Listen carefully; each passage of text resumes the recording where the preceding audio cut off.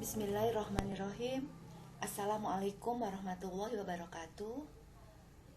Bertemu kembali dengan saya Ibu Suci Hasanah pada mata kuliah KDK 2 untuk materi selanjutnya, yaitu evaluasi keperawatan. Evaluasi keperawatan yaitu penilaian hasil dari proses. Penilaian hasil menentukan seberapa jauh keberhasilan yang dicapai sebagai keluaran dari tindakan. Evaluasi keperawatan merupakan penilaian proses menentukan apakah ada kekeliruan dari setiap tahapan proses, mulai dari pengkajian, diagnosa, perencanaan, tindakan, dan evaluasi itu sendiri. Evaluasi keperawatan merupakan tahap akhir yang bertujuan untuk menilai apakah tindakan keperawatan yang telah dilakukan tercapai atau tidak untuk mengatasi suatu masalah.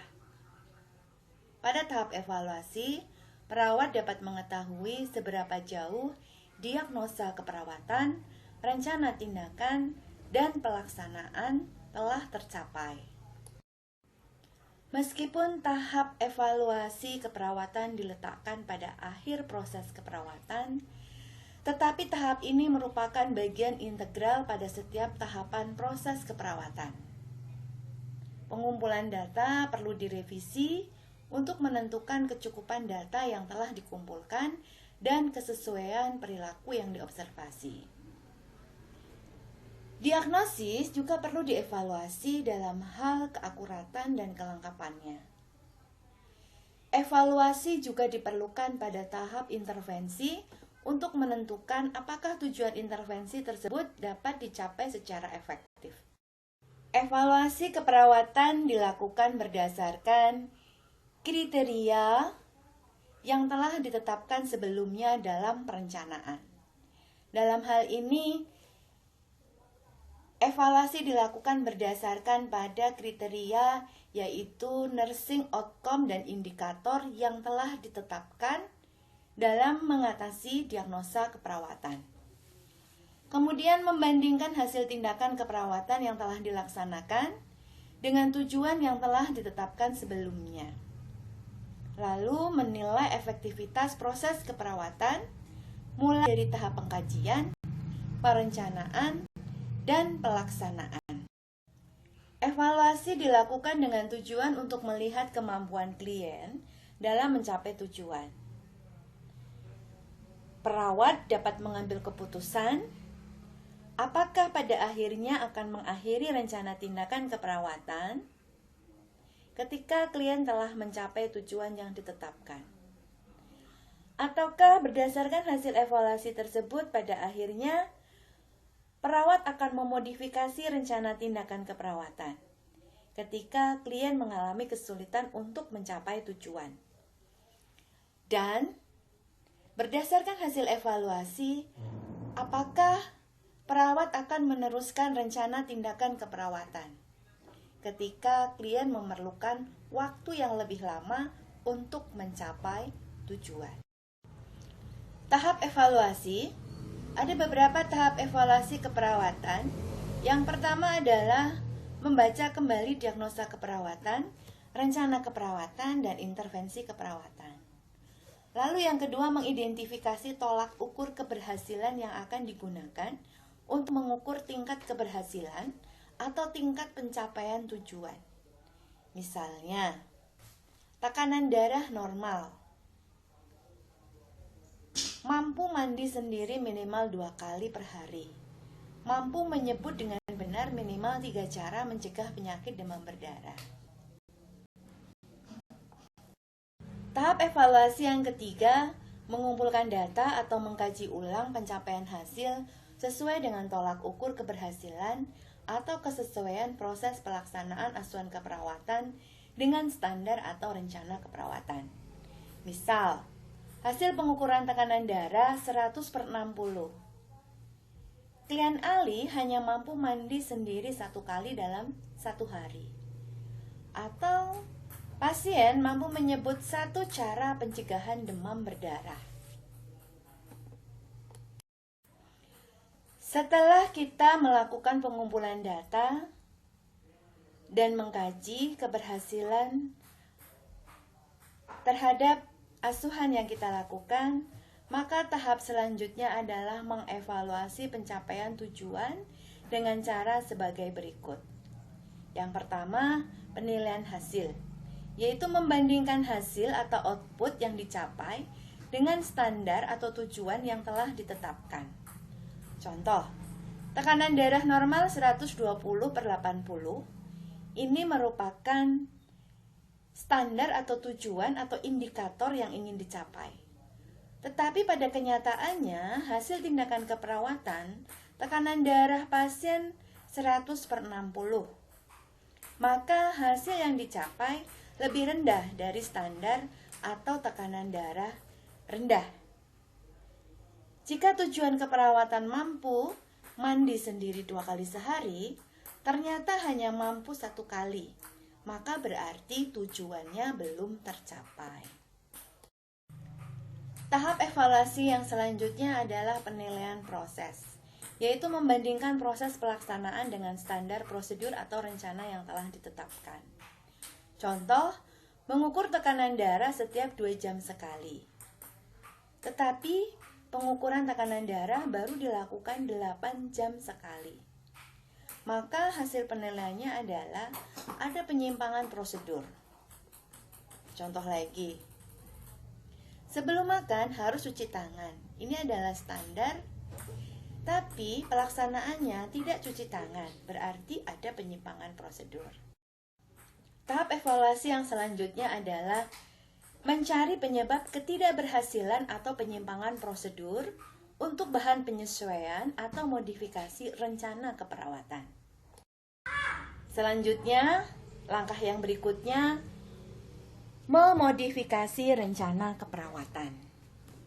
Apabila ada tujuan yang telah tercapai, kegiatan dapat diarahkan pada masalah lain, misalnya pencegahan atau promosi kesehatan, atau diagnosis keperawatan yang lainnya. Apabila tujuan belum tercapai, maka perlu dilakukan modifikasi rencana keperawatan. Dan jika masalah telah teratasi semuanya, maka asuhan keperawatan dapat dihentikan.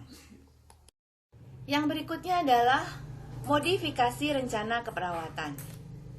Jika ada penyimpangan atau ada masalah baru, diagnosis keperawatan atau diagnosis kolaboratif tersebut tetap menjadi modifikasi diagnosis yang lama. Lalu susun urutan prioritas masalah tersebut. Yang berikutnya adalah modifikasi rencana keperawatan. Tetapkan tujuan sesuai dengan diagnosis baru tersebut. Tujuan direncanakan secara spesifik dan realistis dalam kesempatan dan waktu yang memungkinkan. Tujuan harus merefleksikan kemampuan perawatan sesuai dengan pilihan klien. Di pertemuan sebelumnya kita sudah membahas tujuan. Silahkan nanti dilihat lagi. Yang selanjutnya adalah kaji kembali intervensi keperawatan yang telah diberikan dengan menjawab beberapa pertanyaan sebagai berikut. Apakah penilaian rencana tindakan telah dilakukan secara konsisten? Apakah intervensi keperawatan dapat meningkatkan kemampuan klien atau meningkatkan kesehatan klien? Lalu yang berikutnya, kita timbulkan pertanyaan juga, misalnya, apakah waktu pemberian intervensi yang lalu sudah tepat? Apakah situasi lingkungan cukup mendukung pelaksanaan intervensi? Dan apakah intervensi yang dapat membantu meningkatkan kesehatan klien? Langkah selanjutnya adalah mengidentifikasi faktor-faktor yang dapat mendukung dan menghambat pencapaian tujuan. Lalu catat waktu, tanggal, dan jam untuk reevaluasi kembali. Selanjutnya, laksanakan intervensi sesuai dengan rencana modifikasi. Terakhir, semua data tersebut dicatat dalam format dokumentasi yang telah ditetapkan. Evaluasi sendiri ada beberapa macam. Yang pertama adalah evaluasi formatif. Hasil observasi dan analisa perawat terhadap respon pasien segera pada saat atau setelah dilakukan tindakan keperawatan, maka evaluasi ini dikatakan sebagai evaluasi formatif. Evaluasi formatif ditulis pada catatan perawatan. Contoh, membantu pasien duduk semivolar. Evaluasi formatifnya berupa respon pasien. Pasien dapat duduk selama 30 menit tanpa pusing. Yang berikutnya adalah evaluasi sumatif dengan menggunakan pendekatan SOAP atau SWOP-PR. SOAP kepanjangan dari subjektif, objektif, analisis, planning. Sementara SWOP-PR kepanjangan dari subjektif, objektif, analisis, planning, implementasi, evaluasi, reimplementasi. Rekapitulasi dan kesimpulan dari observasi dan analisis status kesehatan sesuai waktu pada tujuan. Lalu selanjutnya ditulis pada catatan perkembangan dengan menggunakan pendekatan SOAP atau SWOP-PR tadi. SOAP tadi sudah disampaikan, kepanjangan dari yang pertama adalah subjektif. Subjektif atau data subjektif adalah informasi berupa ungkapan yang didapat dari klien setelah tindakan diberikan. Sedangkan objektif atau data objektif adalah informasi yang didapat berupa hasil pengamatan, penilaian, pengukuran yang dilakukan oleh perawat setelah tindakan dilakukan. Kemudian A, analisis adalah membandingkan antara informasi subjektif dan objektif dengan tujuan dan kriteria hasil. Kemudian diambil kesimpulan bahwa masalah teratasi sebagian atau masalah tidak teratasi. Teman-teman mahasiswa, dalam melakukan evaluasi hasil ini, tolong diperhatikan pada saat Anda mengumpulkan data subjektif untuk evaluasi hasil maupun data objektif untuk evaluasi hasil, kalian harus memperhatikan nursing outcome dan indikator yang sudah Anda tetapkan sebelumnya. Maka itu akan menjadi acuannya. Jangan sampai Anda menetapkan nursing outcome, menetapkan indikatornya apa, lalu yang dianalisis apa. Nanti tidak nyambung. Maka sekali lagi, dalam melakukan analisis, Anda akan membuat perbandingan antara informasi subjektif dan objektif dengan tujuan dan kriteria hasil yang sudah ditetapkan sebelumnya. Lalu diambil sebuah kesimpulan, apakah pada akhirnya masalah teratasi atau belum teratasi. Yang berikutnya P atau planning adalah rencana keperawatan lanjutan yang akan dilakukan berdasarkan hasil analisa. Contoh, diagnosa medis batuk dengan produksi sekret yang purulen. Diagnosa keperawatannya bersihan jalan nafas tidak efektif berhubungan dengan produksi sekret yang berlebih. Implementasinya monitoring status pernafasan, menganjurkan pasien minum air hangat, mengkolaborasikan dengan dokter pemberian mukolitik, melakukan fisioterapi dada, yaitu postural drainase dan clapping, mengajarkan batuk efektif, mengkaji karakteristik sekret, konsistensi, jumlah, warna, dan bau, lalu mengkolaborasikan pemeriksaan sekret secara laboratorium.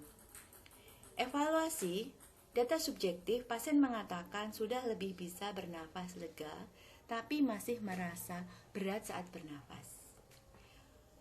Data objektif, KU baik, respirasi rate 20 kali per menit, masih menggunakan otot bantu pernafasan, sekret purulen dengan produksi masih ada. Kurang lebih 4 mili, dengan warna hijau, berbusa, dan berbau. Dari hasil analisis dengan membandingkan dengan sebelumnya, maka masalah belum teratasi. Lalu lanjutkan intervensi, tuliskan intervensi mana yang sekiranya masih relevan untuk dilakukan pada pasien. Teman-teman perhatikan, untuk saat ini, pada saat melakukan analisis, keputusannya hanya dua, yaitu masalah teratasi atau masalah belum teratasi. Baik, demikianlah penjelasan saya tentang evaluasi keperawatan. Apabila Anda belum paham, silahkan gunakan forum diskusi untuk kita berdiskusi bersama. Terima kasih atas perhatiannya. Mohon maaf apabila ada yang kurang berkenan. Wabillahi taufiq wal hidayah. Wassalamualaikum warahmatullahi wabarakatuh.